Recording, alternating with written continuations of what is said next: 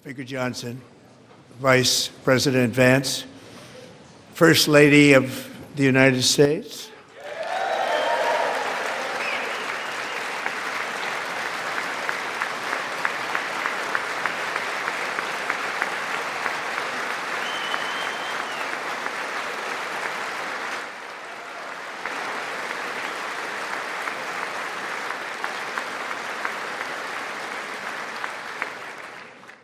Second Lady of the United States,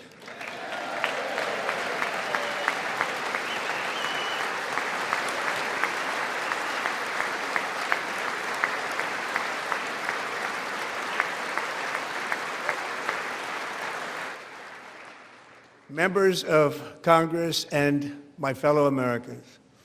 Our nation is back, bigger, better, richer, and stronger than ever before.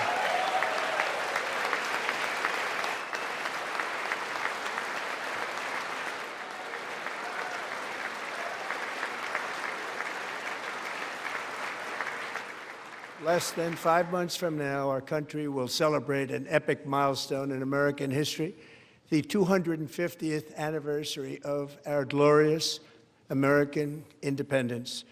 This July 4th, we will mark 2.5 centuries of liberty and triumph, progress and freedom in the most incredible and exceptional nation ever to exist on the face of the earth. And you've seen nothing yet. We're going to do better and better and better. This is the golden age of America.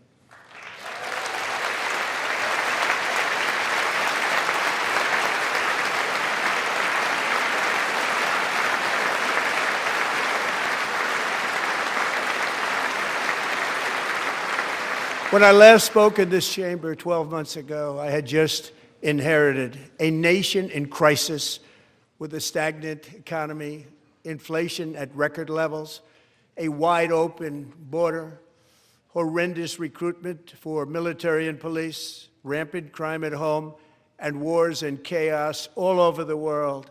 But tonight, after just 1 year, I can say with dignity and pride that we have achieved a transformation like no one has ever seen before, and a turnaround for the ages. It is indeed a turnaround for the ages.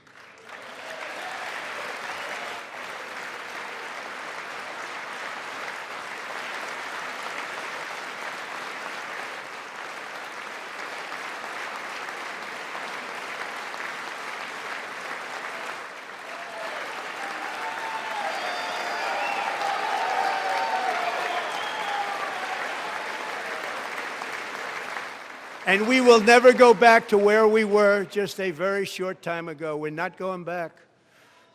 Today, our border is secure.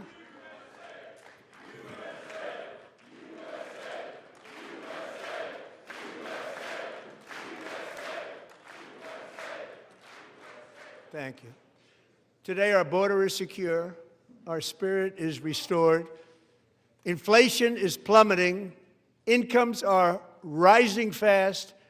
The roaring economy is roaring like never before, and our enemies are scared, our military and police are stacked, and America is respected again, perhaps like never before.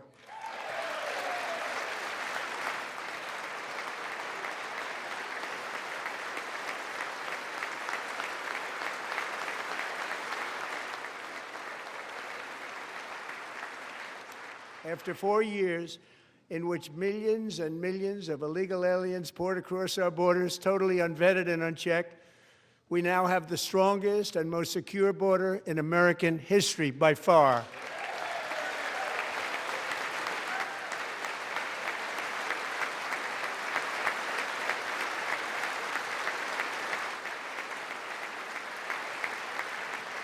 In the past 9 months, 0 illegal aliens have been admitted to the United States.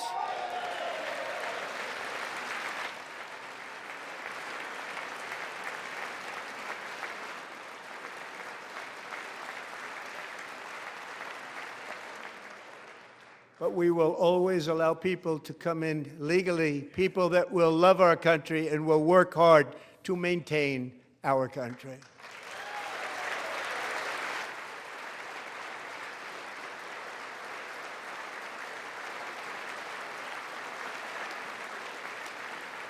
The flow of deadly fentanyl across our border is down by a record 56% in 1 year.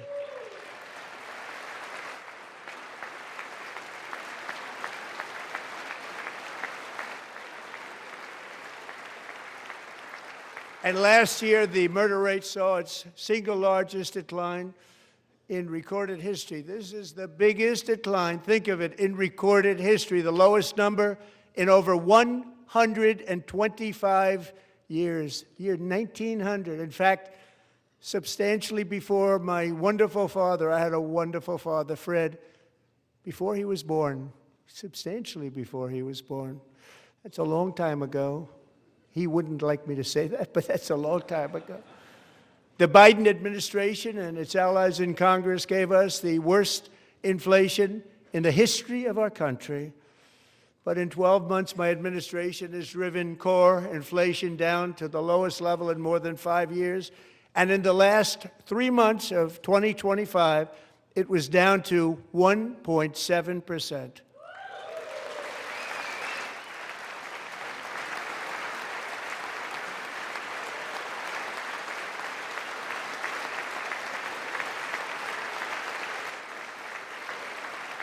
Gasoline, which reached a peak of over $6 a gallon in some states under my predecessor, it was quite honestly a disaster, is now below $2.30 a gallon in most states, and in some places, $1.99 a gallon. And when I visited the great state of Iowa just a few weeks ago, I even saw $1.85 a gallon for gasoline.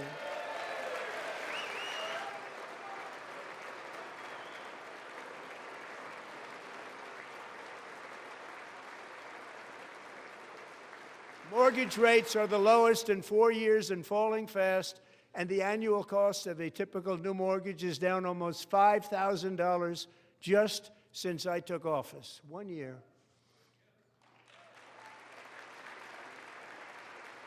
And low interest rates will solve the Biden-created housing problem while at the same time protecting the values of those people who already own a house that really feel rich for the first time in their lives. We want to protect those values. We want to keep those values up. We're going to do both.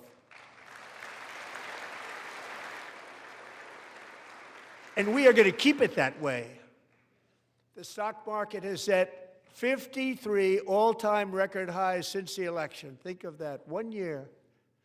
Boosting pensions, 401ks, and retirement accounts for the millions and millions of Americans. They're all gaining. Everybody's up, way up.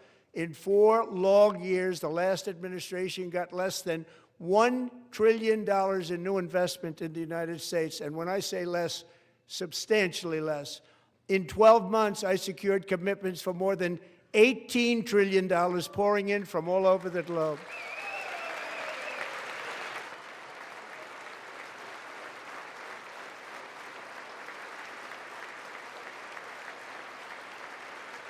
Think of it, much less than $1 trillion for 4 years versus much more than $18 trillion for 1 year. What a difference a president makes. A short time ago, we were a dead country. Now we are the hottest country anywhere in the world, the hottest.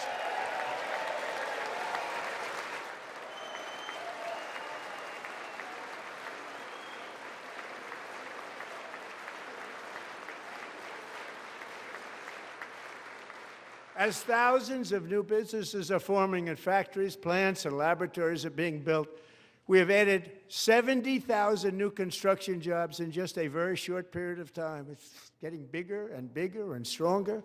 Nobody can believe what they're watching. American oil production is up by more than 600,000 barrels a day, and we just received from our new friend and partner, Venezuela, more than 80 million barrels of oil.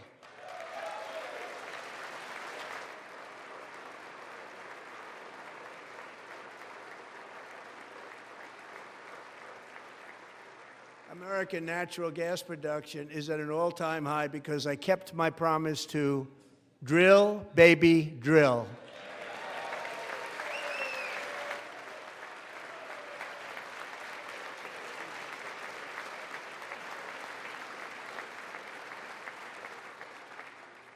More Americans are working today than at any time in the history of our country. Think about that. Any time in the history of our country, more working today.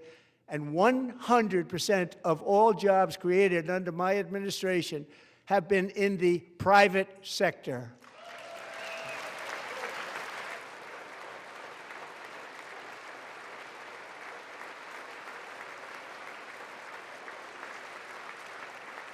We ended DEI in America.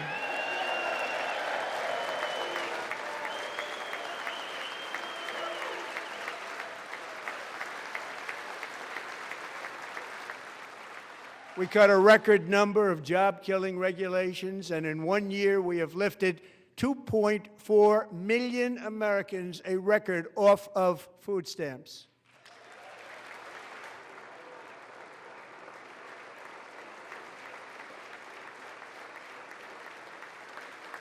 And for all of these reasons, I say tonight, members of Congress, the state of our union is strong.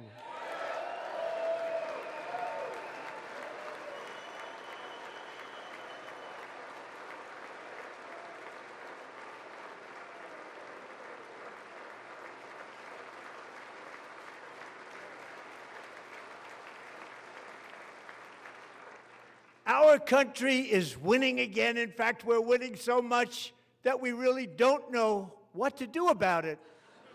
People are asking me, please, please, please, Mr. President, we're winning too much. We can't take it anymore. We're not used to winning in our country.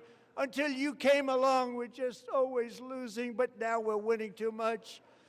And I say, no, no, no, you're going to win again.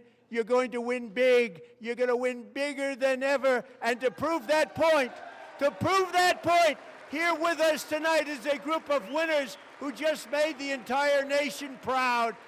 The men's gold medal Olympic hockey team. Come on in.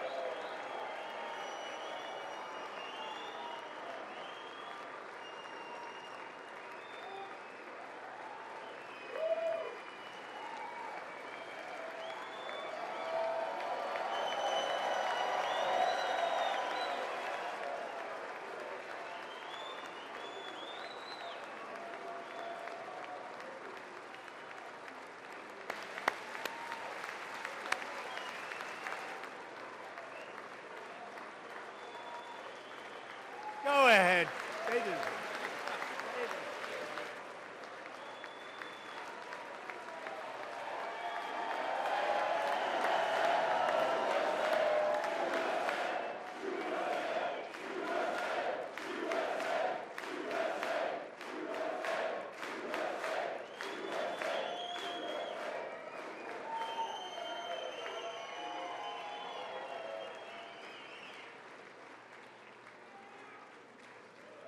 That's the first time I've ever seen them get up. And actually, not all of them did get up. But they beat a fantastic Canadian team in overtime, as everybody saw, as did the American women who will soon be coming to the White House.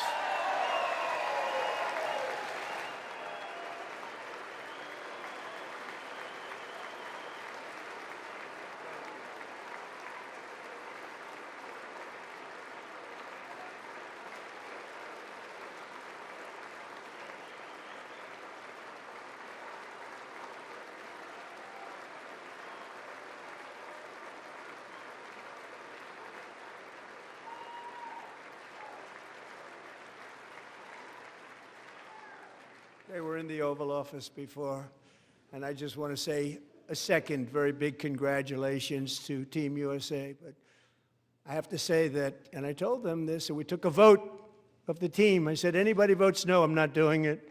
So they stood there, and they weren't about to say no, because I've never seen a goaltender play as well as goalie Connor Hellebuck.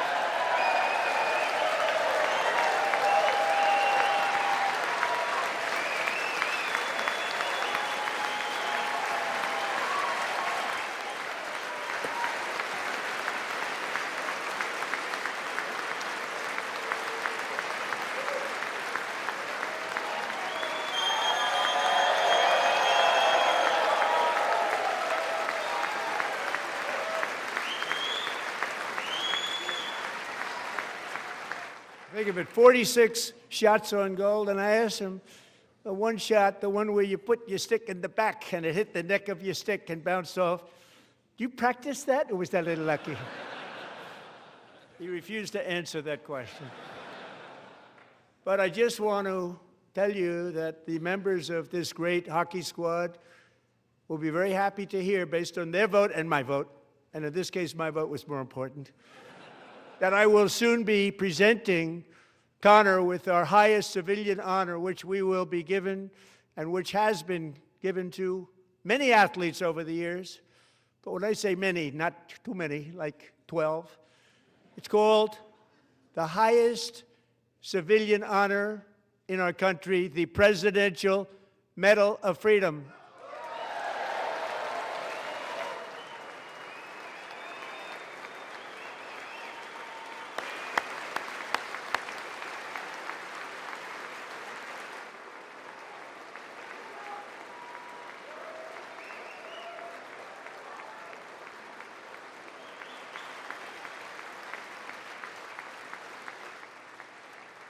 Great athletes have gotten that, very great, the best, and I thought he deserved it. And I did take a vote, every single one of them. I said, I'm not giving it if anybody goes no, and every single one of them rapidly put up their hand. So I want to thank you. What a special job you did. What special champions you are. Thank you very much.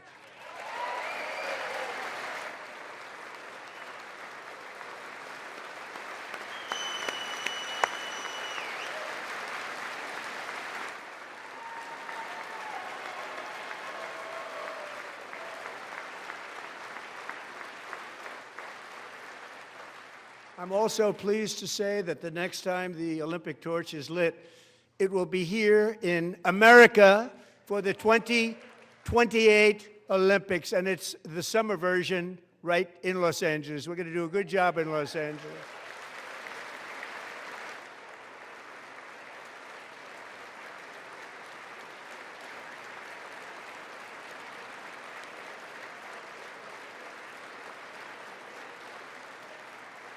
And Los Angeles is going to be safe, just like Washington, D.C. is now one of the safest cities in the country.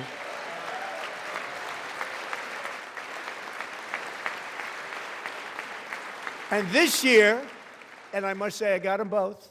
I got them in my first term, and I was disappointed because I didn't think I'd be the president when this happened. But strange things took place. And now I've got them because I got the Olympics and I got the 2026 FIFA World Cup, and I wanted to claim the 250th, but I didn't get away with that one. I couldn't claim that one for myself. But we're getting the World Cup, so we have the World Cup and the Olympics coming, and that is exciting news.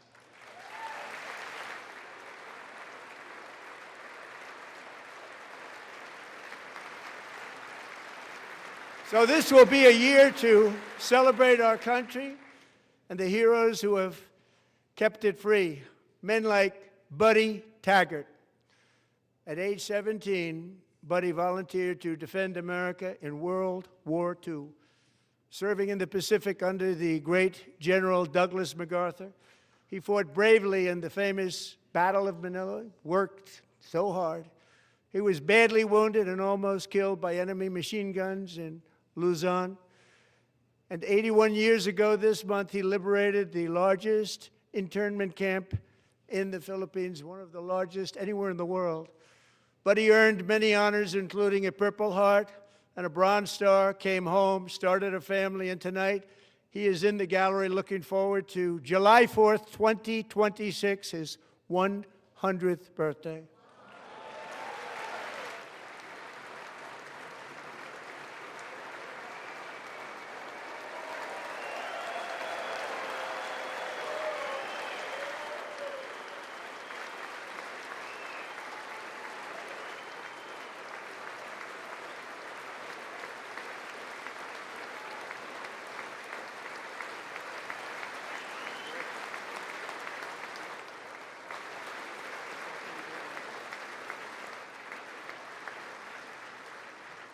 So, buddy, you're a brave man, and we salute you.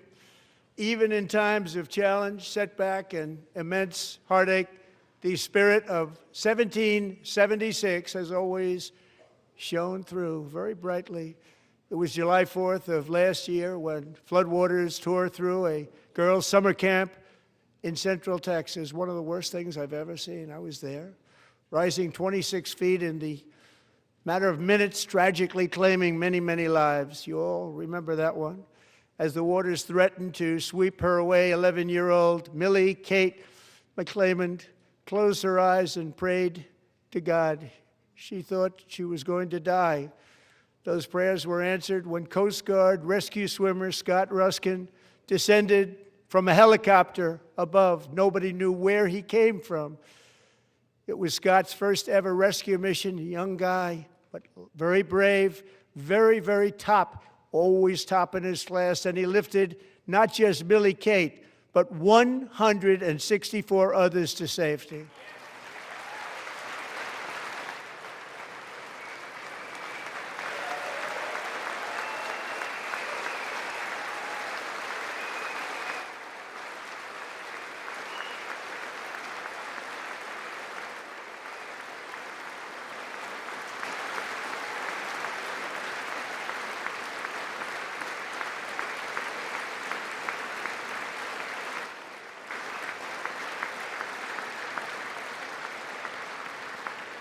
People watched Scott from a distance, and they couldn't believe what they were seeing. The winds were blowing, the rain was pouring, everything was going, and that rapid water, nobody's ever seen anything like it. They said, wow, that's something. Tonight, Scott and Millie Kate are here together, reunited for the very first time. Thank you, Scott, Millie Kate.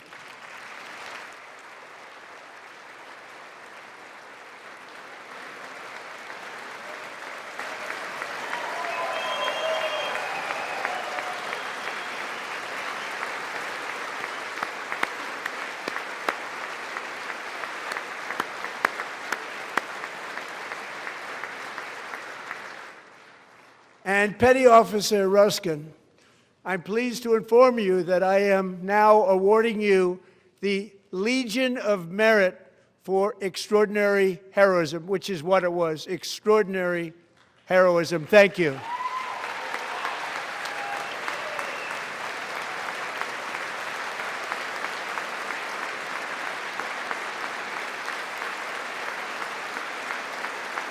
And I'd like to have the military aide to please come down and take care of the service. Military aide, thank you very much. Take care of that very important service. Thank you very much. From 1776 to today, every generation of Americans has stepped forward to defend life, liberty, and the pursuit of happiness. And they're really doing it for the next generation. But now it's our turn. Together we're building a nation where every child has the chance to reach higher and go further, where government answers to the people, not the powerful, and where the interests of hardworking American citizens are always our first and ultimate concern. That is the debt we owe to the heroes who came before us, and that is the promise we must keep to America for our 250th year. Last year, I urged this Congress to begin the mission by passing the largest tax cuts in American history, and our Republican majorities delivered so beautifully. Thank you, Republicans.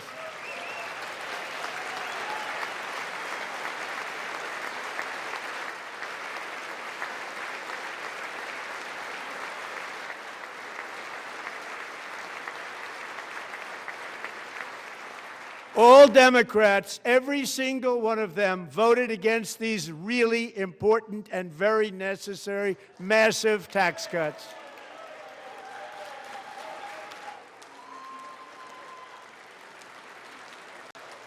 They wanted large-scale tax increases to hurt the people instead. But we held strong, and with the great, big, beautiful bill, we gave you no tax on tips, no tax on overtime, and no tax on Social Security for our great seniors.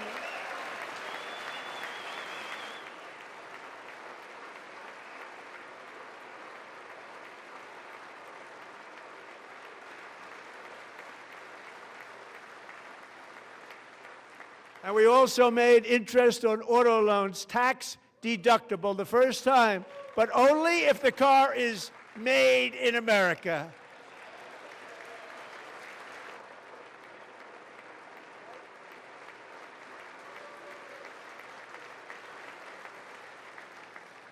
Recently in Pennsylvania, I met Megan Hemhauser, a devoted mom who's homeschools her children, beautiful, 2 children, during the day while waiting tables at night as her husband works overtime operating very heavy equipment.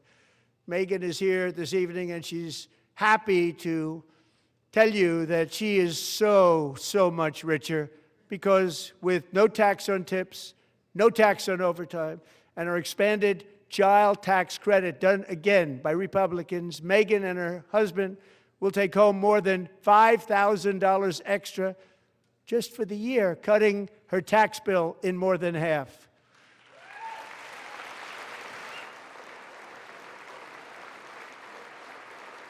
Megan, please stand up. We're fighting for you, Megan.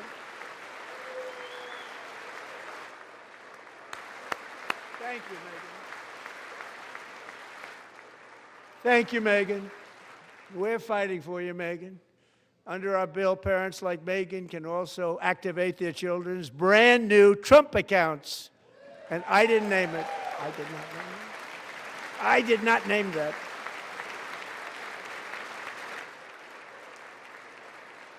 Nobody believes me, but I did not name it. It was named by a very tall man sitting right there in the third row. Nice man, a good man. Tax-free investment accounts for every American child. This is something that's so special and has taken off and gone through the roof. Millions will be pre-funded courtesy of the U.S. Treasury and private individuals like Michael and Susan Dell, who have donated $6.25 billion to fund the Trump accounts for 25 million American children. They're great people.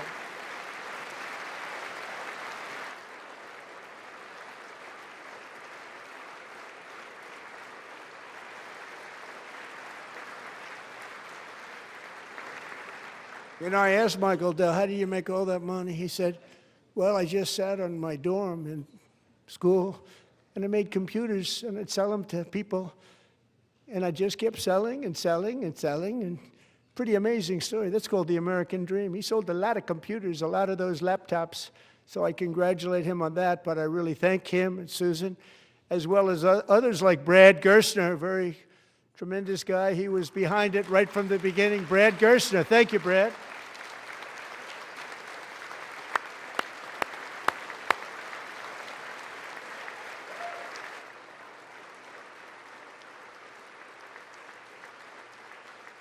So with modest additional contributions, these young people's accounts could grow to over $100,000 or more by the time they turn 18. Think of it. How much money is that for somebody that started with nothing?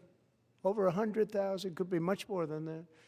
To make this investment in our children's future, go to trumpaccounts.gov, trumpaccounts.gov. And a lot of people are doing it. It's setting every record in the book. It's popular. They knew what it was going to take. I'm so proud of them. I'm so proud of the people that got it started. And now it's just taken off. One of the primary reasons for our country's stunning economic turnaround, the biggest in history, where the Dow Jones broke 50,000 4 years ahead of schedule, and the S&P hit 7,000, where it wasn't supposed to do it for many years, were tariffs. I used these tariffs, took in hundreds of billions of dollars to make great deals for our country, both economically and on a national security basis. Everything was working well. Countries that were ripping us off for decades are now paying us hundreds of billions of dollars. They were ripping us so badly, you all know that. Everybody knows it. Even the Democrats know it. They just don't want to say it. And yet these countries are now happy, and so are we. We made deals. The deals are all done. And they're happy. They're not making money like they used to, but we're making a lot of money. There was no inflation, tremendous growth, and the big story was how Donald Trump called the economy correctly and 22 Nobel Prize winners in economics didn't. They got it totally wrong. They got it really wrong. And then just 4 days ago, an unfortunate ruling from the United States Supreme Court. It just came down. It came down. Very unfortunate ruling. But the good news is that almost all countries and corporations want to keep the deal that they already made, right, Scott? Knowing that the legal power that I, as president, have to make a new deal could be far worse for them, and therefore they will continue to work along the same successful path that we had negotiated before the Supreme Court's unfortunate involvement. So despite the disappointing ruling, these powerful country-saving, it's saving our country, the kind of money we're taking in, peace-protecting. Many of the wars I settled was because of the threat of tariffs. I wouldn't have been able to settle them without. Will remain in place under fully approved and tested alternative legal statutes. And they have been tested for a long time. They're a little more complex, but they're actually probably better, leading to a solution that will be even stronger than before. Congressional action will not be necessary. It's already time-tested and approved. And as time goes by, I believe the tariffs paid for by foreign countries will, like in the past, substantially replace the modern-day system of income tax, taking a great financial burden off the people that I love.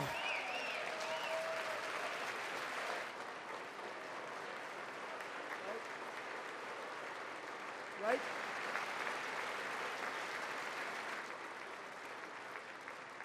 Moving forward, factories, jobs, investment, and trillions of dollars will continue pouring into the United States of America because we finally have a president who puts America first. I put America first.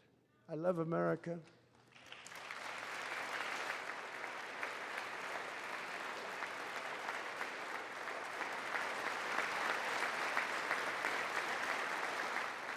For decades before I came along, we had the exact opposite. From trade to healthcare, from energy to immigration, everything was stolen and rigged in order to drain the wealth out of the productive, hardworking people who make our country great, who make our country run. Under Biden and his corrupt partners in Congress and beyond, it reached a breaking point with the Green New scam, open borders for everyone. They poured in by the millions and millions from prisons, from mental institutions. They were murderers, 11,888 murders. They came into our country. You allowed that to happen. And record-setting inflation that cost the typical family $34,000 in just a speck of time. Now the same people in this chamber who voted for those disasters suddenly used the word affordability, a word. They just used it. Somebody gave it to them, knowing full well that they caused and created the increased prices that all of our citizens had to endure. You caused that problem. You caused that problem.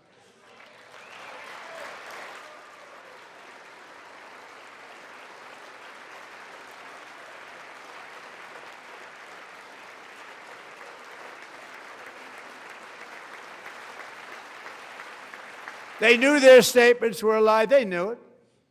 They knew their statements were a dirty, rotten lie. Their policies created the high prices. Our policies are rapidly ending them. We are doing really well. Those prices are plummeting downward.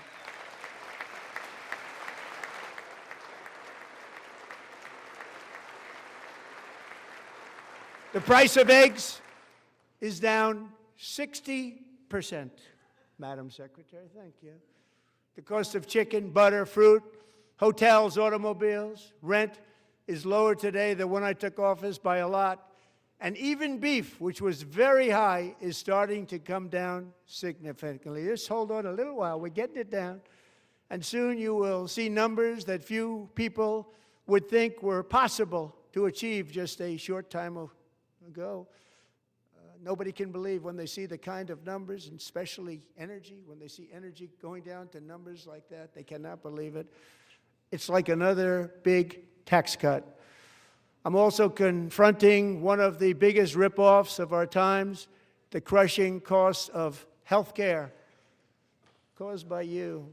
Since the passage of the Unaffordable Care Act, sometimes referred to as Obamacare, big insurance companies have gotten rich. It was meant for the insurance companies, not for the people. With our government giving them hundreds and hundreds of billions of dollars a year as their stock prices soared 1,000, 1,200, 1,400, and even 1,700%, like nothing else. That's why I introduced the great health care plan. I want to stop all payments to big insurance companies and instead give that money directly to the people so they can buy their own health care, which will be better health care at a much lower cost.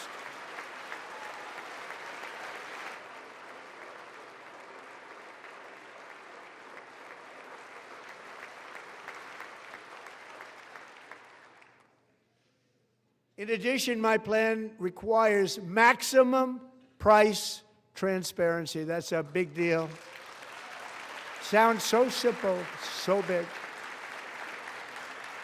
And I did that in my first term, and the Democrats immediately terminated it with full knowledge that they were doing a very bad thing for the people. Costs were going to go way up, and that's what happened, and now I'm bringing them way down on health care and everything else.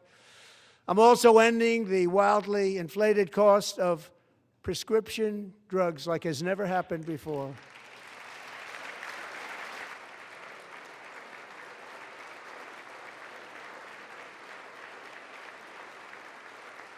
Other presidents tried to do it, but they never could. They tried.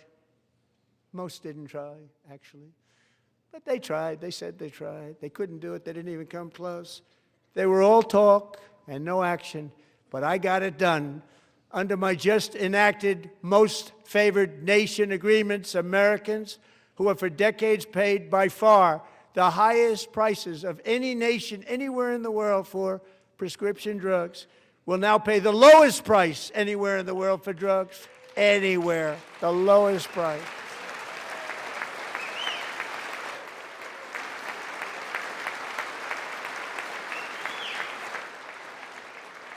So in my first year of the second term, should be in my third term, but strange things happen. I took prescription drugs, a very big part of health care, from the highest price in the entire world to the lowest. That's a big achievement. The result is price differences of 300, 400, 500, 600% and more, all available right now at a new website called TrumpRx.gov. And I didn't name that one either, by the way.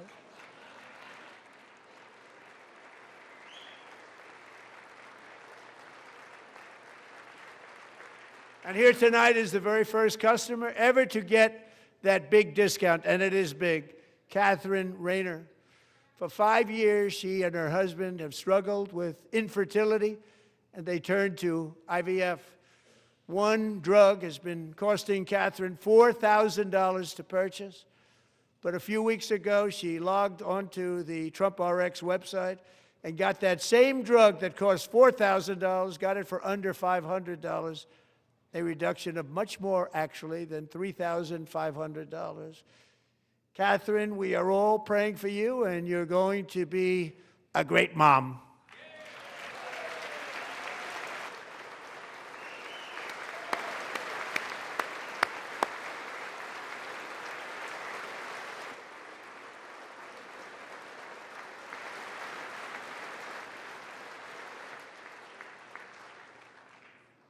So now I'm calling on Congress to codify my most favored nation program into law. Now, the one thing, I'm not sure it matters because it's going to be very hard for somebody that comes along after me to say, let's raise drug prices by 700 or 800%. But John and Mike, if you don't mind, codify it anyway. They may do it. Codify it anyway. Thank you. Many Americans are also concerned that energy demand from AI data centers could unfairly drive up their electric utility bills. Tonight, I'm pleased to announce that I have negotiated the new rate Payer Protection Pledge. You know what that is? We're telling the major tech companies that they have the obligation to provide for their own power needs. They can build their own power plants as part of their factory so that no one's prices will go up. And in many cases, prices of electricity will go down for the community, and very substantially down. This is a unique strategy never used in this country before.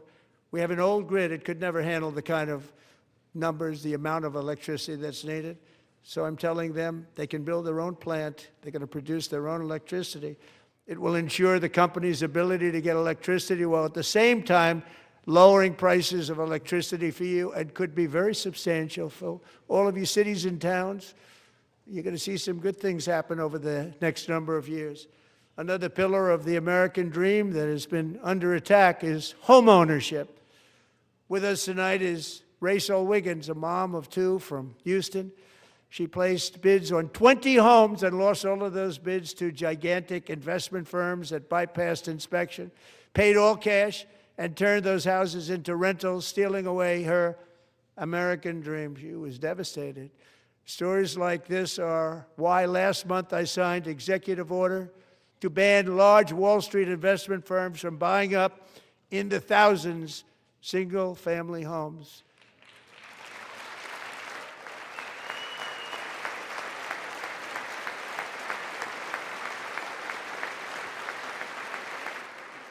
And now I'm asking Congress to make that ban permanent, because homes for people, really, that's what we want. We want homes for people, not for corporations. Corporations are doing just fine. Rachel, thank you very much. Good luck with your home. You'll get one soon.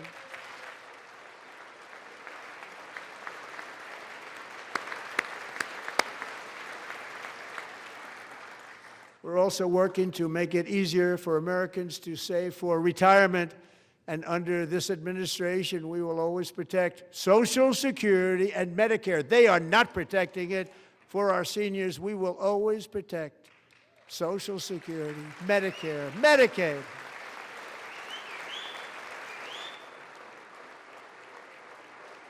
Since I took office, the typical 401k balance is up by at least $30,000. That's a lot of money. We have millions and millions of people, because the stock market has done so well, setting all those records. Your 401ks are way up. Yet half of all of working Americans still do not have access to a retirement plan with matching contributions from an employer.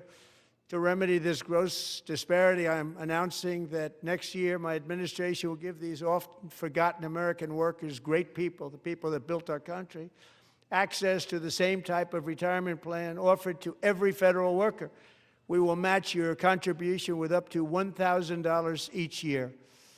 As we ensure that all Americans can profit from a rising stock market, let's also ensure that members of Congress cannot corruptly profit from using insider information.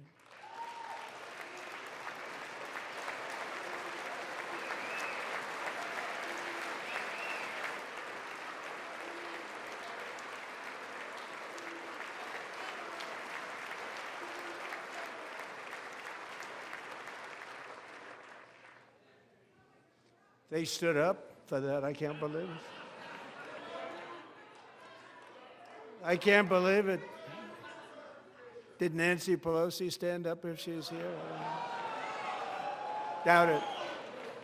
Pass the Stop Insider Trading Act without delay.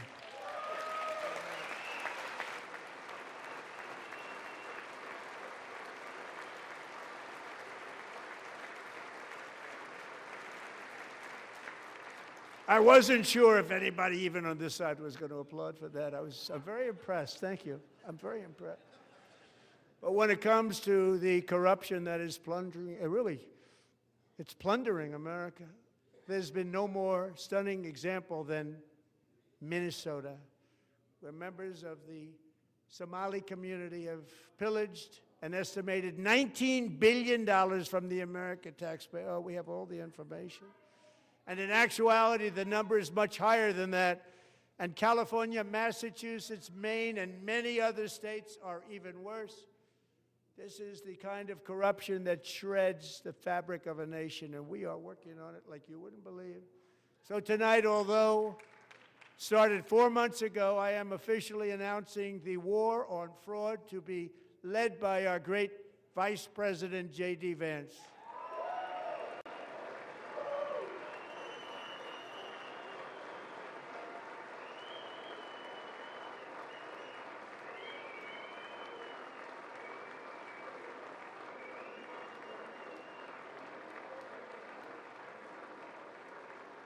He'll get it done. If we're able to find enough of that fraud, we will actually have a balanced budget overnight. It'll go very quickly. That's the kind of money you're talking about. We'll balance our budget. The Somali pirates who ransacked Minnesota remind us that there are large parts of the world where corruption and lawlessness are the norm, not the exception. Importing these cultures through unrestricted immigration and open borders brings those problems right here to the USA. And it is the American people who pay the price in higher medical bills, car insurance rates, rent, taxes, and perhaps most importantly, crime. We will take care of this problem. We're going to take care of this problem. We are not playing games. Delilah.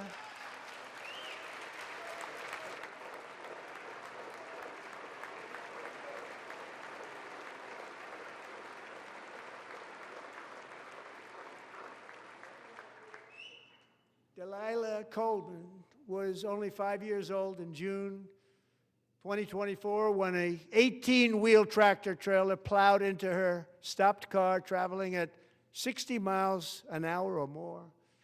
The driver was an illegal alien let in by Joe Biden and given a commercial driver's license by open borders politicians in California.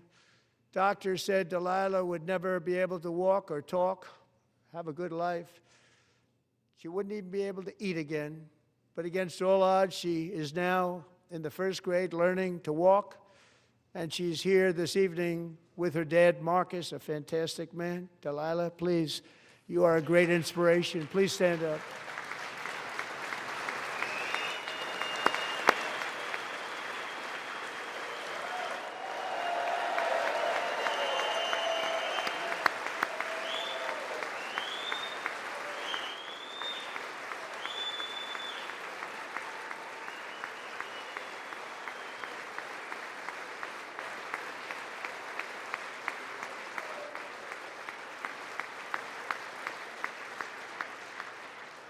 Thank you, Delilah.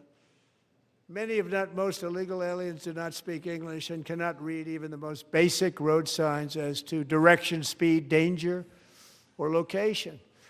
That's why tonight I'm calling on Congress to pass what we will call the Delilah Law, barring any state from granting commercial driver's licenses to illegal aliens.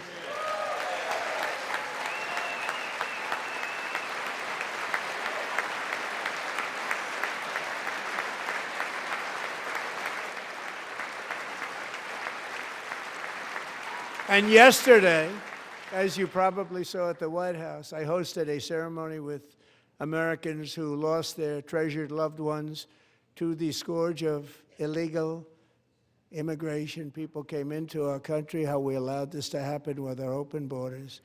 These are the angel moms and families that for decades our government betrayed and our media totally ignored. It was terrible. Hard to believe, actually. In 2023, a 16-year-old high school cheerleader named Elizabeth Medina was supposed to perform in her town's Christmas parade, but she never arrived. Her mother, Jacqueline, went home to look for her, and she found her lying dead in a bathtub, bleeding profusely after being stabbed 25 times. Elizabeth's killer was a previously arrested illegal alien who had broken in and brutally extinguished the brightest light in her family's life, violently and viciously. Her heartbroken mother is in the gallery to remind everyone in this chamber exactly why we are deporting illegal alien criminals to our country at record numbers, and we're getting them the hell out of here fast. We don't want them.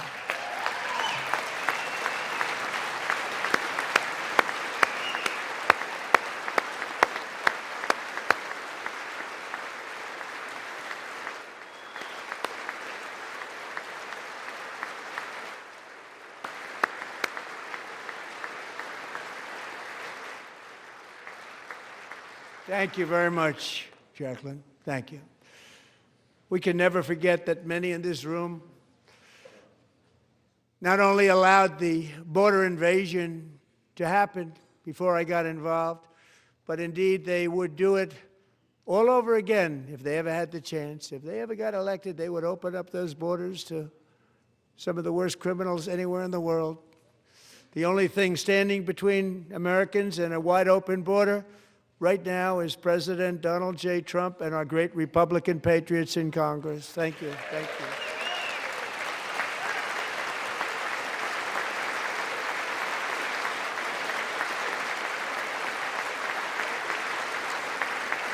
As we speak, Democrats in this chamber have cut off all funding for the Department of Homeland Security. It's all cut off. It's all cut off. They have instituted another Democrat shutdown, the first one costing us 2 points on GDP. 2 points we lost on GDP, which probably made them quite happy, actually. Now they have closed the agency responsible for protecting Americans from terrorists and murderers. Tonight I'm demanding the full and immediate restoration of all funding for the border security, homeland security of the United States, and also for helping people clean up their snow.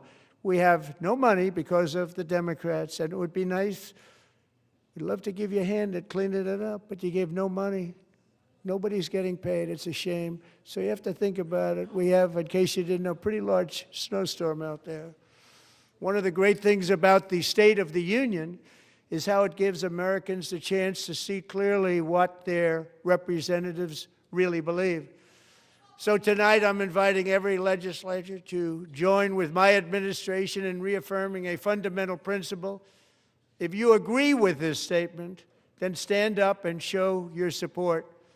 The first duty of the American government is to protect American citizens, not illegal aliens.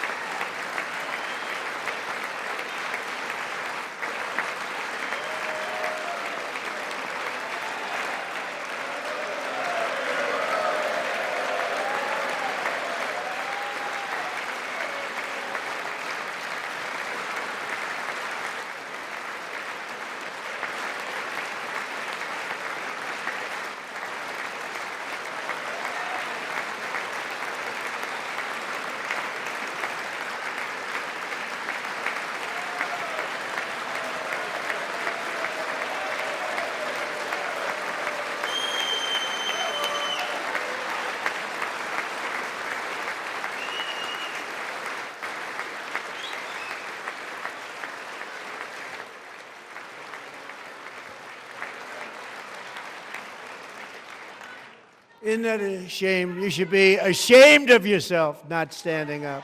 You should be ashamed of yourself. That is why I'm also asking you to end deadly sanctuary cities that protect the criminals and enact serious penalties for public officials who block the removal of criminal aliens. In many cases, drug lords, murderers all over our country, they're blocking the removal of these people out of our country, and you should be ashamed of yourself.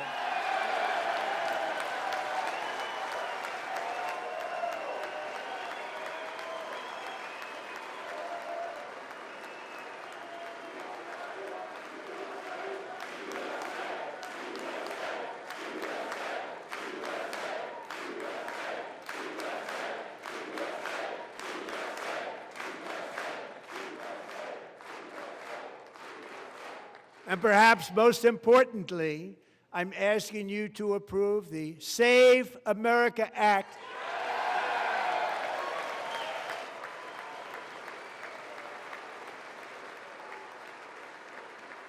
To stop illegal aliens and others who are unpermitted persons from voting in our sacred American elections. That cheating is rampant in our elections. It's rampant. It's very simple. All voters must show voter ID.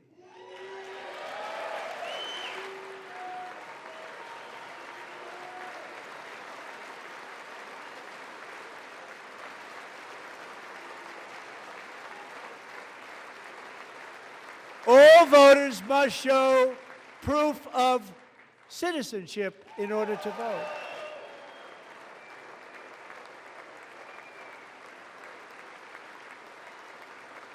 And no more crooked mail-in ballots except for illness, disability, military, or travel. None. And this should be an easy one. And by the way, it's polling at 89%, including Democrats, 89%.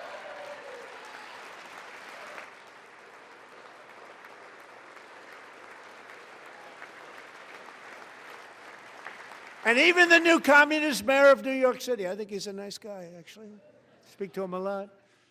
Bad policy, but nice guy. Just said they want people to shovel snow. They got hit hard. Wants them to shovel snow, but if you apply for that job, you need to show 2 original forms of ID and a Social Security card. Yet they don't want identification for the greatest privilege of them all, voting in America. No, it's no good. No good. Both Republicans and Democrats overwhelmingly agree on the policy that we just enunciated. And Congress should unite and enact this common sense, country-saving legislation right now, and it should be before anything else happens.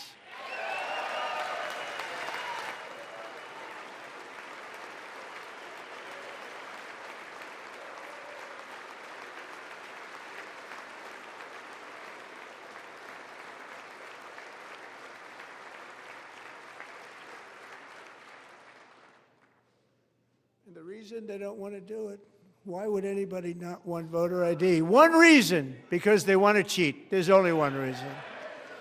They make up all excuses. They say it's racist. They come up with things you almost say, what imagination they have. They want to cheat. They have cheated. And their policy is so bad that the only way they can get elected is to cheat. And we're going to stop it. We have to stop it, John.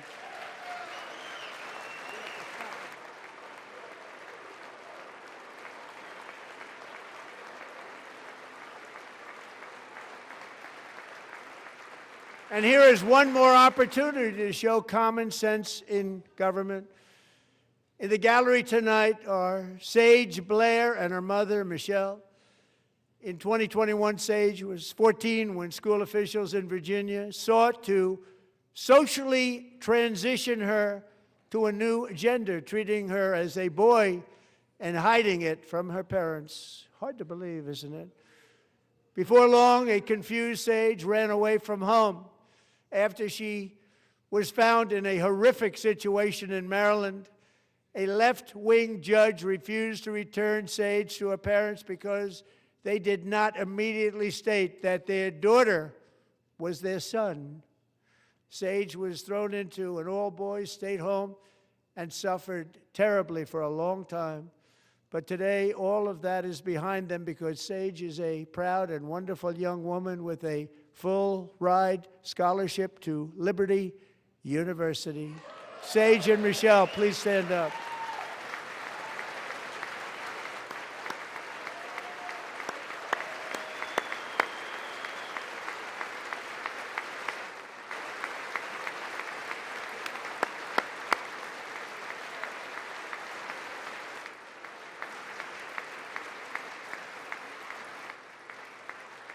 And thank you for your great bravery. And who can believe that we're even speaking about things like this? 15 years ago, if somebody was up here and said that, they'd say, what's wrong with him? But now we have to say it because it's going on all over numerous states without even telling the parents. But surely we can all agree no state can be allowed to rip children from their parents' arms and transition them to a new gender against the parents' will. Who would believe that we're even talking about this? We must ban it, and we must ban it immediately.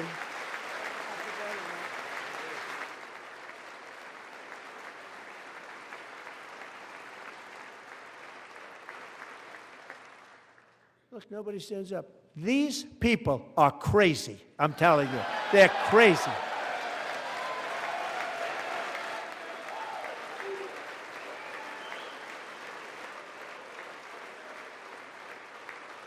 Amazing. Incredible. Boy, oh boy. We're lucky we have a country. With people like this, Democrats are destroying our country, but we've stopped it just in the nick of time, didn't we? Huh?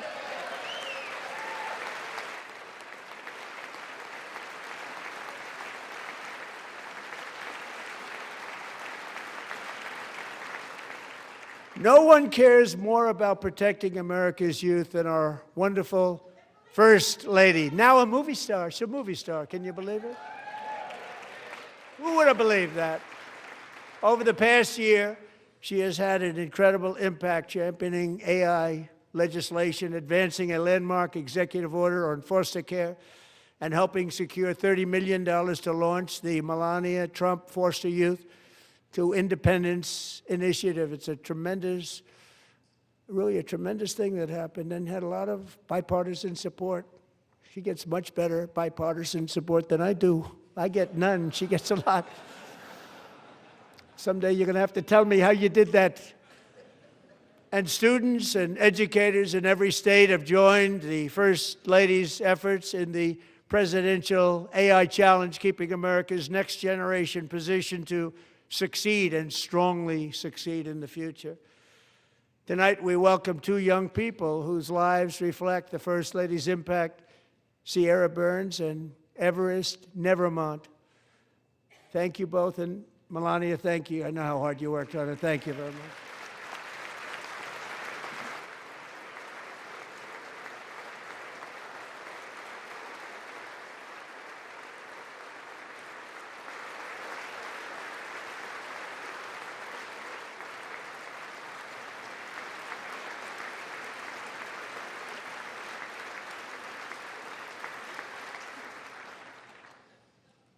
I'm very proud to say that during my time in office, both the first 4 years and in particular this last year, there has been a tremendous renewal in religion, faith, Christianity, and belief in God.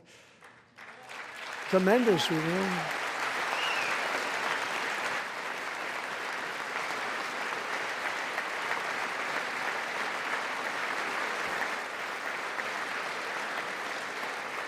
This is especially true among young people, and a big part of that had to do with my great friend, Charlie Kirk, a great guy, great man.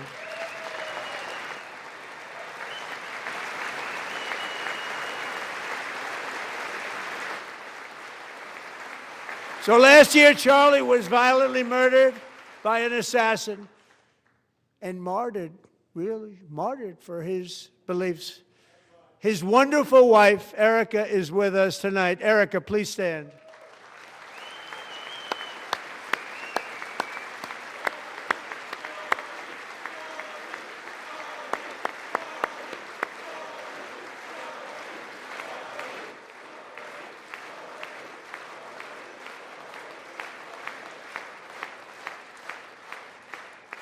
Thank you, Erica. Been through a lot. In Charlie's memory, we must all come together to reaffirm that America is one nation under God, and we must totally reject political violence of any kind.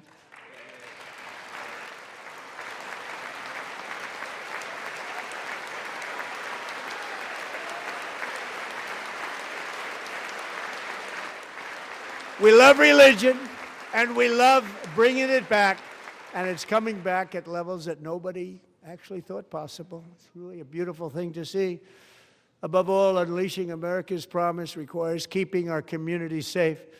We have made incredible strides, yet dangerous repeat offenders continue to be released by pro-crime Democrat politicians again and again.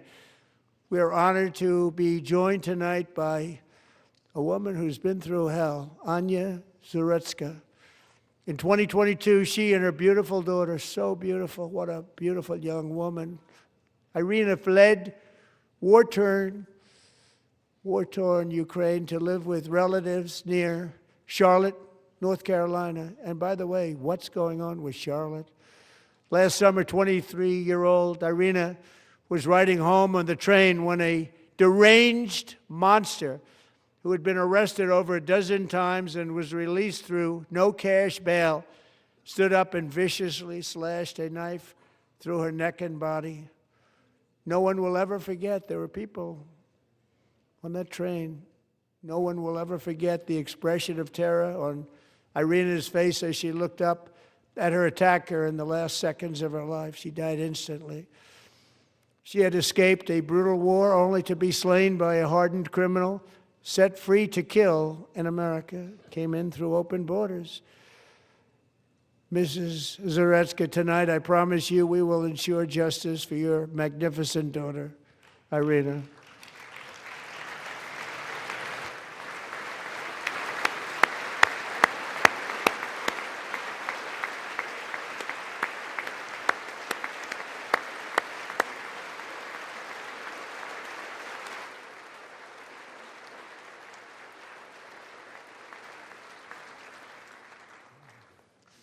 How do you not stand?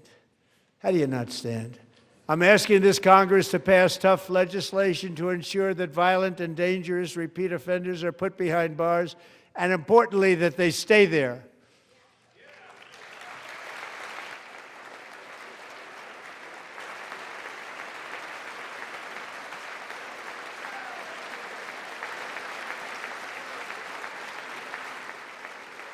Starting last summer, I deployed our National Guard and federal law enforcement to restore law and order to our most dangerous cities, including Memphis, Tennessee, big success, New Orleans, Louisiana, big success, and our nation's capital itself, Washington, D.C., where we have almost no crime anymore in Washington, D.C. How did that happen?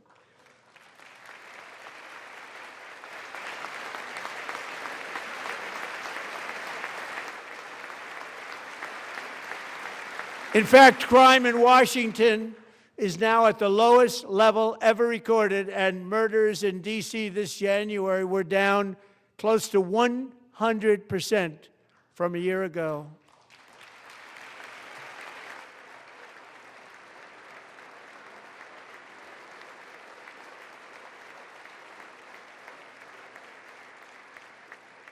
They don't like to hear that.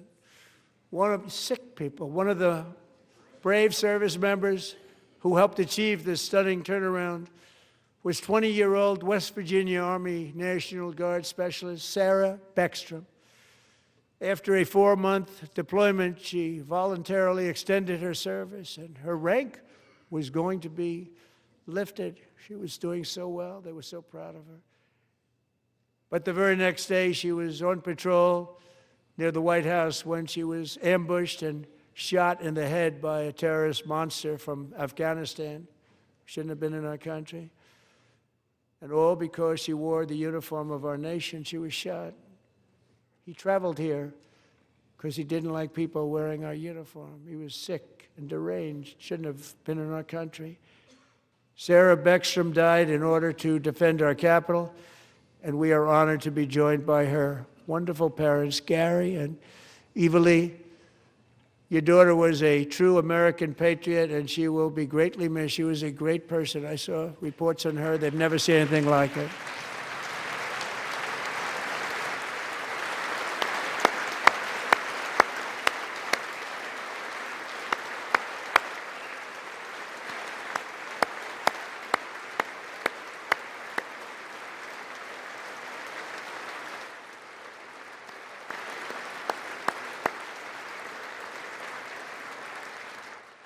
So sorry. Thank you very much. She's a great young lady. I saw reports that were like Perfect. She was perfect. Serving alongside Sarah that day was Staff Sergeant Andrew Wolf. The terrorist shot Andrew in the head, and no one thought he could possibly make it. The two of them, Sarah and Andrew, both shot violently in the head. Neither was expected to make it. They weren't even given a chance, except his wonderful mother, named Melody, who I spoke to the same night, and she was so positive. The doctors thought that Andrew was gone, but his mother said, no, Mr. President, Andrew will be fine. He's going to make it. I've never seen anything like it. I mean, he was given almost no chance. She said, I have no doubt, sir, he's going to be okay. This was a conversation that I had with her that night, with her son laying helplessly in bed, blood all over. Everybody is praying, she said, sir, he will be okay. The doctors didn't understand what she was saying, and after looking at the results of the damage done, neither did I. She was so strong and conclusive that even Andrew's great father felt she didn't really understand the gravity of the situation. But she turned out to be right. Right, Melody? She turned out to be right.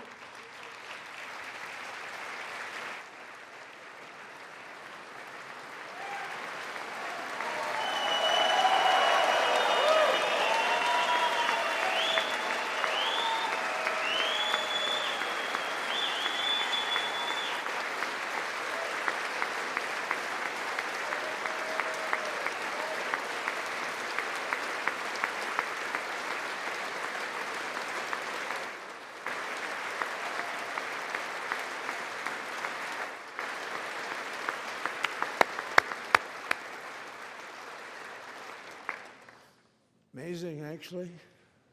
I said, where does this woman come from? She's the most positive person I've ever met. With God's help, Andrew has battled back from the edge of death, and we're talking about the edge of death, on his way to a miraculous recovery. He's got a little work to do, but he's doing great. Nice to see you. He's a good-looking guy. Nice to see you. Thanks, Andrew. Thank you very much.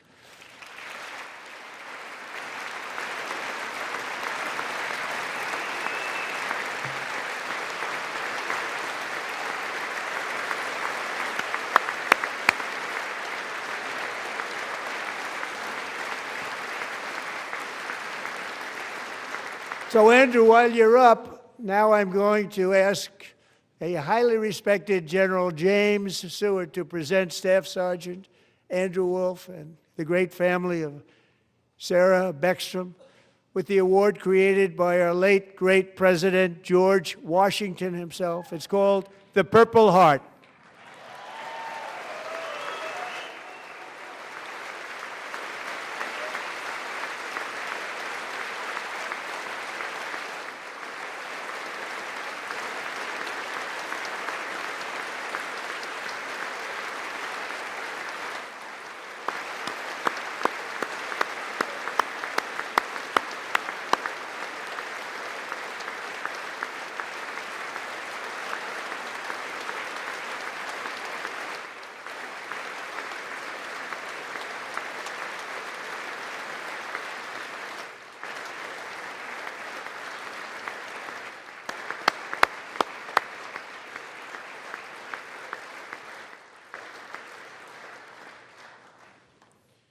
We love you all.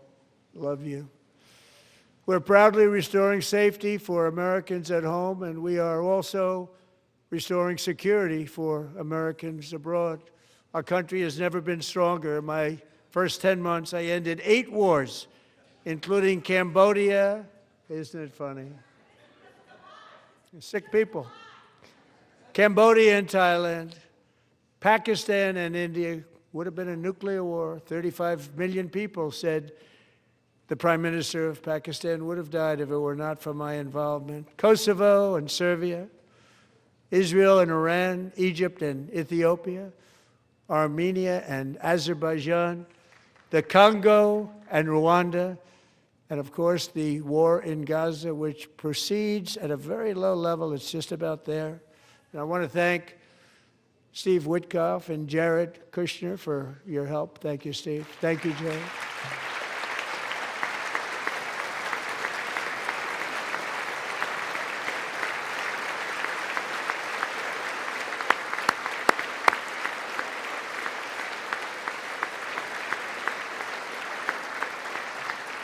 And I also want to thank the man they report to, Secretary of State Marco Rubio. Thank you, Marco.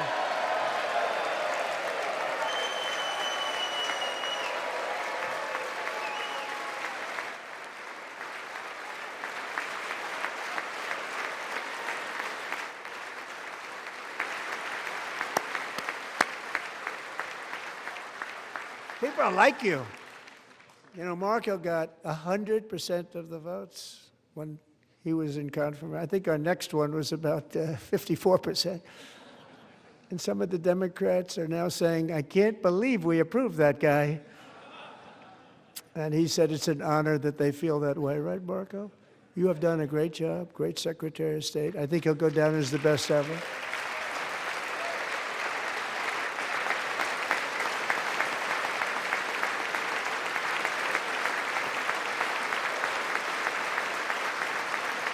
Under the ceasefire I negotiated, every single hostage, both living and dead, has been returned home. Can you believe that?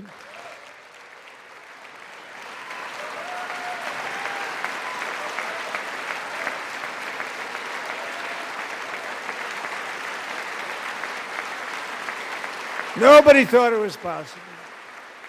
Nobody thought that was possible. Both living and dead, and those parents who had a dead son, their boy, they'd always tell me their boy, they wanted him as much as though he were living. It was an amazing period of time. And they came back, and when we got all of the living hostages back, and many, many before them, but I always said those last 20 are going to be very tough, but we got many, many more, hundreds. But I said those last 20 are going to be tough. We got them back. But we only got back 14 or 15 of the dead of the 28. And believe it or not, Hamas worked along with Israel, and they dug and they dug and they dug. It's a tough thing to do, going through bodies all over, passing up 100 bodies sometimes for each one that they found. Tough job. And they finally got it back to 27. And then Steve and Jared, they got it back to 28. They found all 28. Nobody thought that was possible, but we did it. And I remember the family of the 28th. They were so grieved, but they were so happy as it's possible to be. They had their boy back. The mother said, "Sir, we have our boy back." What a period of time that was, but we got them all back. So thank you both very much. Great job.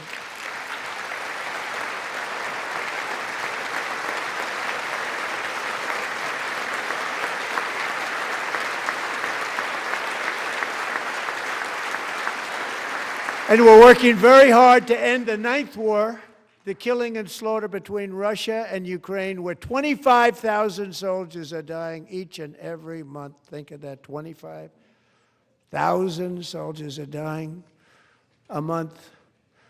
A war which would have never happened if I were president, would have never happened. As president, I will make peace wherever I can, but I will never hesitate to confront threats to America wherever we must.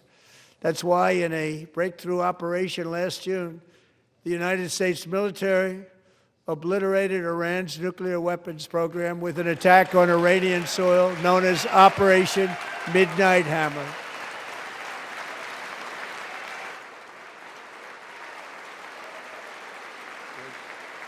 Good.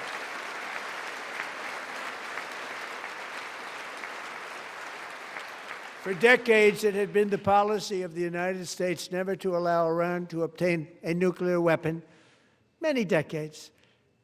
Since they seized control of that proud nation 47 years ago, the regime and its murderous proxies have spread nothing but terrorism and death and hate. They've killed and maimed thousands of American service members and hundreds of thousands and even millions of people. with what's called roadside bombs. They were the kings of the roadside bomb. And we took out Soleimani. I did that during my first term. Had a huge impact. He was the father of the roadside bomb.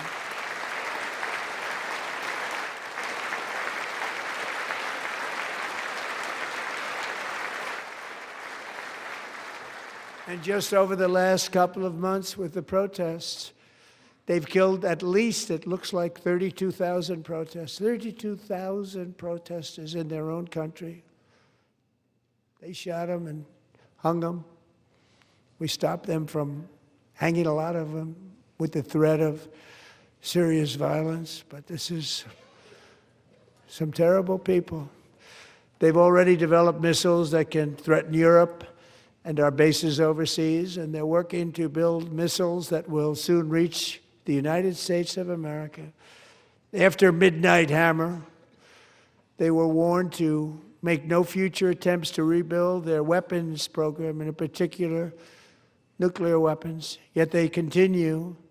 They're starting it all over. We wiped it out, and they want to start all over again, and are at this moment again pursuing their sinister ambitions. We are in negotiations with them. They want to make a deal, but we haven't heard those secret words. We will never have a nuclear weapon.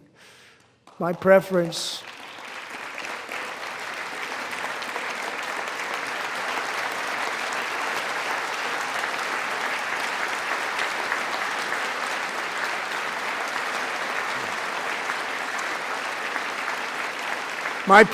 is to solve this problem through diplomacy. But one thing is certain, I will never allow the world's #1 sponsor of terror, which they are by far, to have a nuclear weapon. Can't let that happen.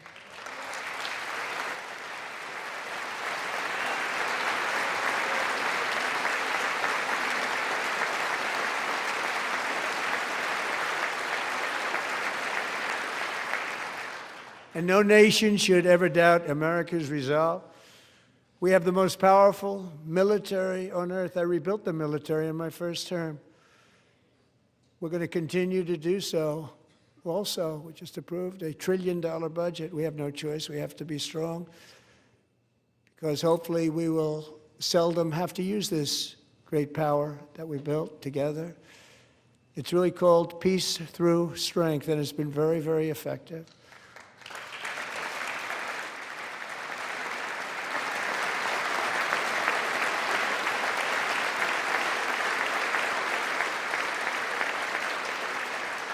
So thanks to Republicans in Congress, we're investing that record number of dollars, have no choice, in the United States Armed Forces. Also creating a lot of jobs, but we're not even doing it for that reason. Because as I said, we have more jobs, more people working today than ever before in the history of our country. And NATO countries are friends and allies. They are. They're our friends and they're our allies. Have just agreed, at my very strong request, to pay 5% of GDP for military defense rather than the 2%, which they weren't paying. We were paying for almost all of NATO. Now they're paying 5 as opposed to not paying 2.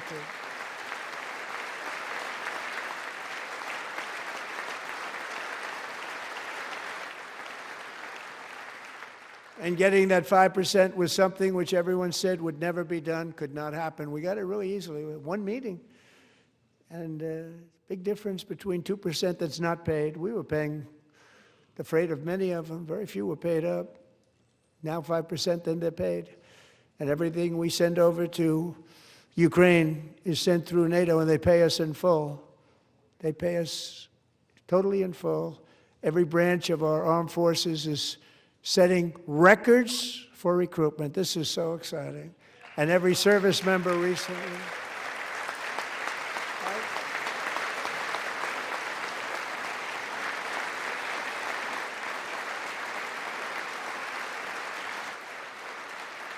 And every service member recently received a warrior dividend of $1,776.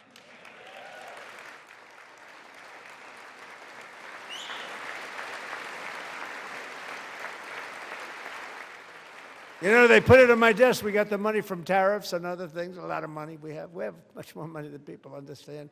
Have to rebuild that program a little bit, but it won't take long. But we got the money, and it was $1,775, and they wanted my approval.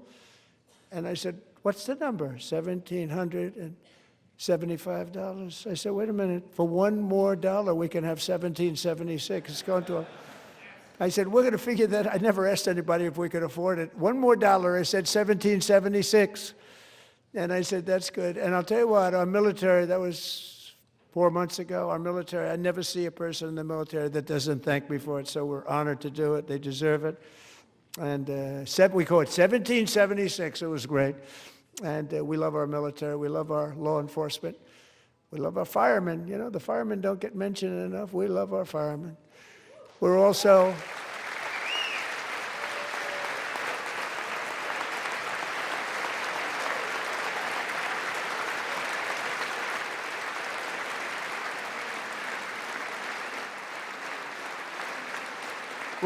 restoring American security and dominance in the Western Hemisphere, acting to secure our national interests and defend our country from violence, drugs, terrorism, and foreign interference. For years, large swaths of territory in our region, including large parts of Mexico, really large parts of Mexico, have been controlled by murderous drug cartels. That's why I designated these cartels as foreign terrorist organizations, and I declared illicit fentanyl as a weapon of mass destruction.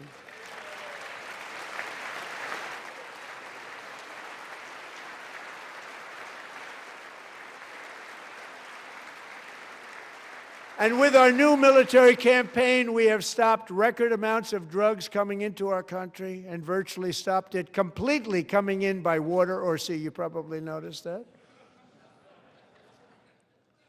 We very seriously damaged their fishing industry also. Nobody wants to go fishing anymore.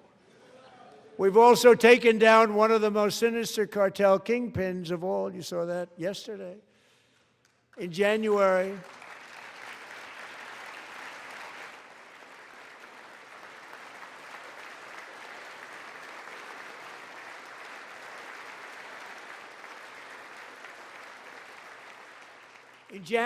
elite American warriors carried out one of the most complex, spectacular feats of military competence and power in world history. No one's seen anything like it. Foreign leaders, I won't tell you who, called me and they said, very impressive, very impressive.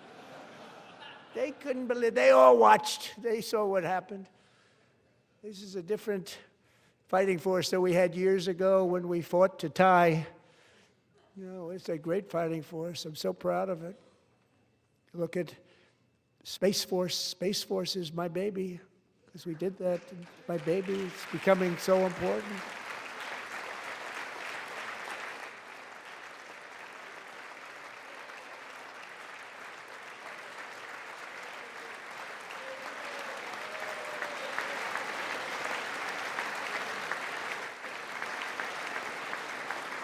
And America's armed forces overwhelmed all defenses and utterly defeated an enemy, good fighters, to end the reign of outlaw dictator Nicolas Maduro and bring him to face American justice.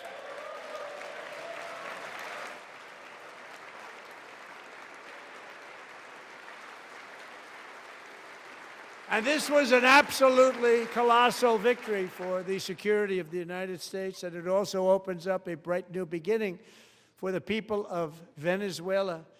We're working closely with the new president of Venezuela, Delcy Rodriguez, to unleash extraordinary economic gains for both of our countries and to bring new hope to those who have suffered so terribly. They really did suffer. With us tonight is Alejandro Gonzalez. She grew up in a tight-knit Venezuelan family and was especially close to her beloved uncle Enrique. But after Enrique ran for office and opposed Maduro, he was kidnapped by Maduro's security forces and thrown into the regime's really infamous prison in Caracas.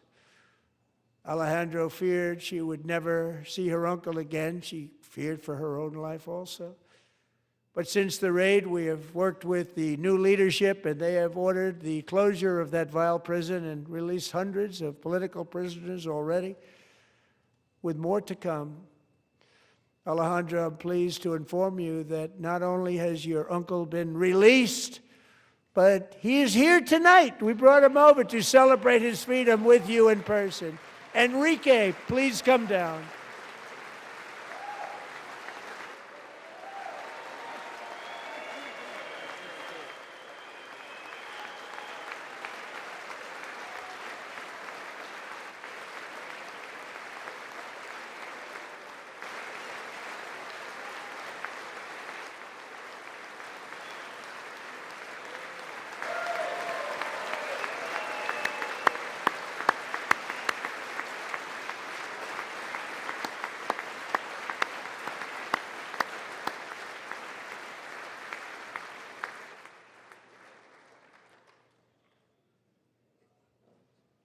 Thank you, Enrique. Have a good time.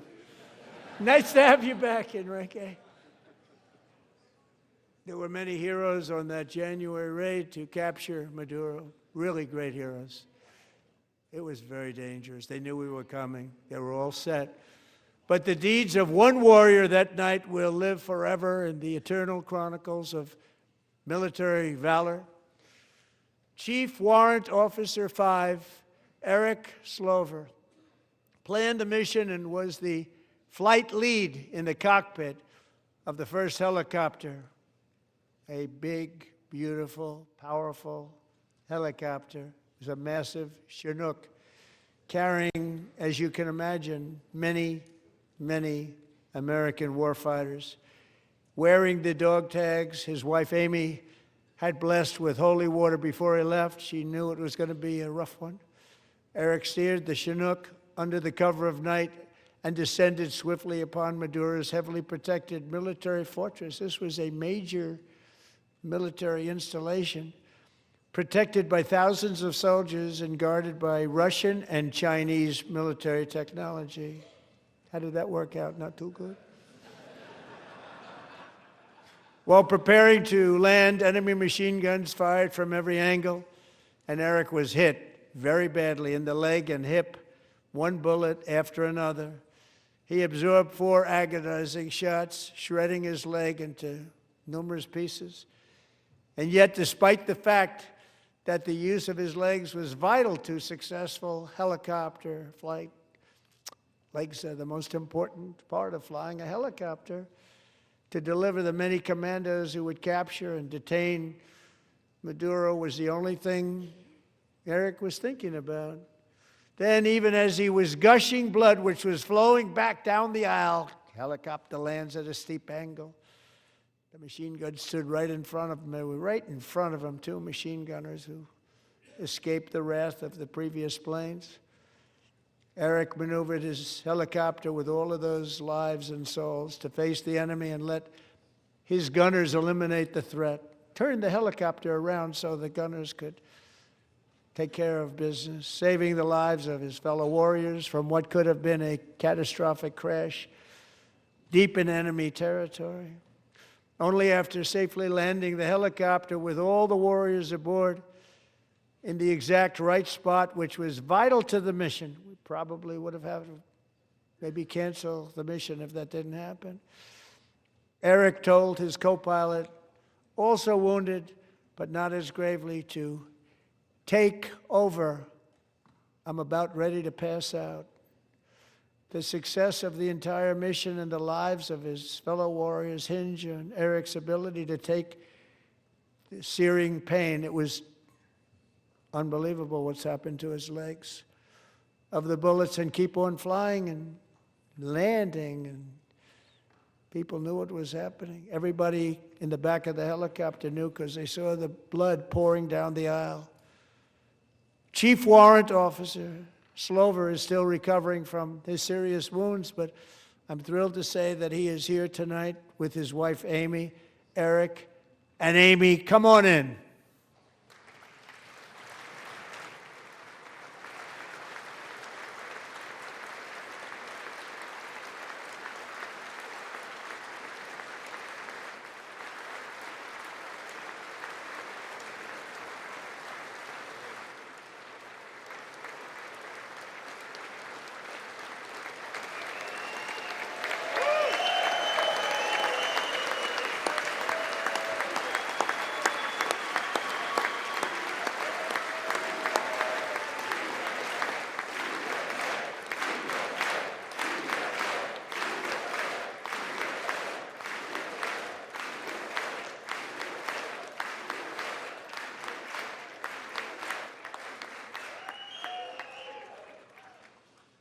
So we have a surprise for Eric and Amy. In recognition of Eric's actions above and beyond the call of duty, I would now like to ask General Jonathan Braga to present Chief Warrant Officer Slover with our nation's highest military award, the Congressional Medal of Honor.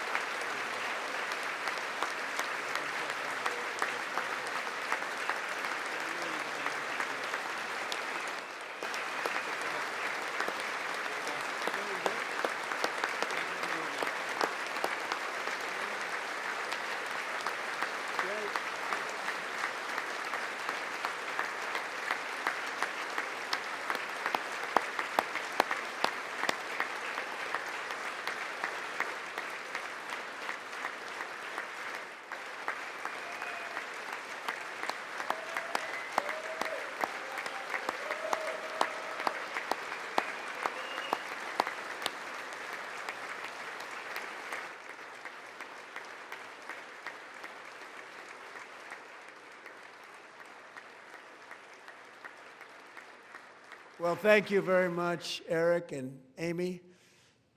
Great to get to know you. I met with them and with a lot of their fellow warriors at Fort Bragg recently. You notice the name Fort Bragg, we have it back, we brought it back. We won the First World War with it, the Second World War with it, and then they decided to change the name. So we changed it back. Everybody wanted to change back too. And 10 of Eric's fellow warriors from that incredible night of victory will also be receiving medals at a private ceremony that will soon be held at the White House, and Eric will be there. Thank you.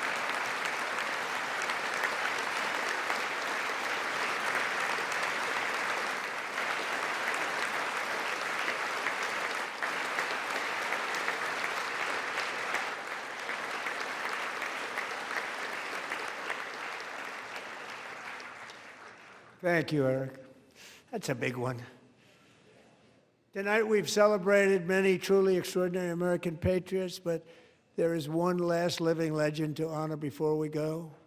He is one more heroic American aviator. Navy fighter pilot Royce Williams served in World War II, Korea, Vietnam, flying more than 220 missions.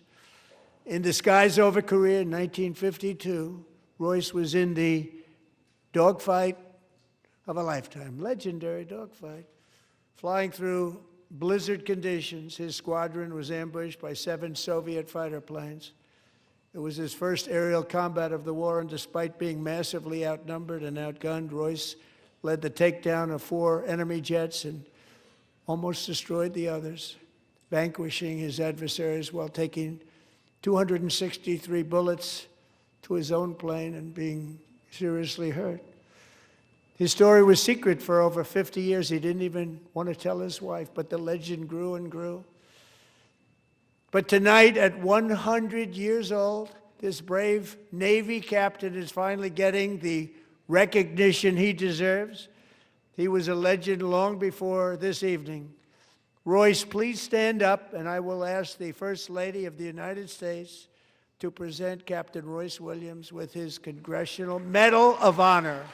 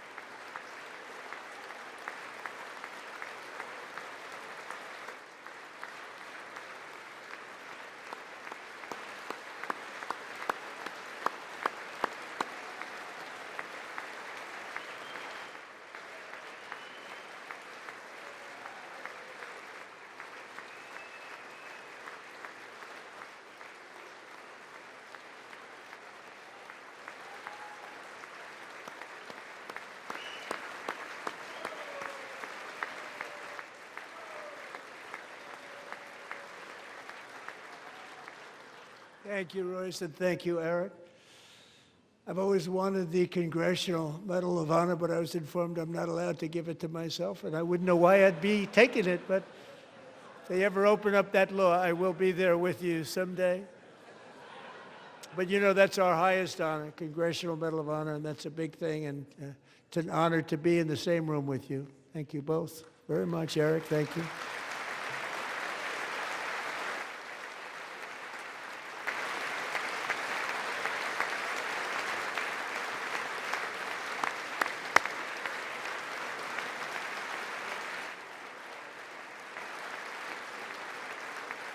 Thank you. 250 years is a long time in the life of a nation, but in another sense, it's really a mere moment in the eye of history. Two of the gentlemen we met in the gallery this evening took their first breaths 1 century ago, 100 years before that, on July 4th, 1826, the author of the Declaration of Independence, brilliant, Thomas Jefferson, drew his last breath. Just a single long human lifespan separates the giants who declared and won our independence from the heroes who stand among us tonight. Everything our nation has done, everything we have achieved, has been the work of those few great lifetimes. In those brief chapters, Americans built this nation from 13 humble colonies into the pinnacle of human civilization and human freedom, the strongest, wealthiest, most powerful, most successful nation in all of history. Americans ventured out across the daunting and dangerous continent. We carved paths through an unforgiving wilderness, settled a boundless frontier, and tamed the beautiful but very, very dangerous Wild West. From empty marshes and wide open plains, we raised up the world's greatest cities. Together, we mastered the world's mightiest industries and shattered history's monstrous tyrannies. And we liberated millions from the chains of fascism, communism, oppression, and terror. Americans lifted humanity into the skies on the wings of aluminum and steel. And then we launched mankind into the stars on rockets powered by sheer American will and unyielding American pride. We wired the globe with our ingenuity. We captivated the planet with American culture. And now we are pioneering the next great American breakthroughs that will change the entire world. All of this and so much more is the enduring legacy, unmatched glory of the hardworking patriots who built and defended this country and who still carry the hopes and freedoms on all of humanity's backs. For years they were forgotten, betrayed, and cast aside, but that great betrayal is over and they will never be forgotten again, because when the world needs courage, daring, vision, and inspiration, it is still turning to America. And when God needs a nation to work his miracles, he knows exactly who to ask. There is no challenge Americans cannot overcome, no frontier too vast for us to conquer, no dream too bold for us to chase, no horizon too distant for us to claim. For our destiny is written by the hand of providence, and these first 250 years were just the beginning. From the rugged border towns of Texas to the heartland villages of Michigan, from the sun-kissed shores of Florida to the endless fields of the Dakotas, and from the historic streets of Philadelphia to right here in our nation's capital, Washington, D.C., the golden age of America is upon us. The revolution that began in 1776 has not ended. It still continues because the flame of liberty and independence still burns in the heart of every American patriot. And our future will be bigger, better, brighter, bolder, and more glorious than ever before. Thank you, God bless you, and God bless America.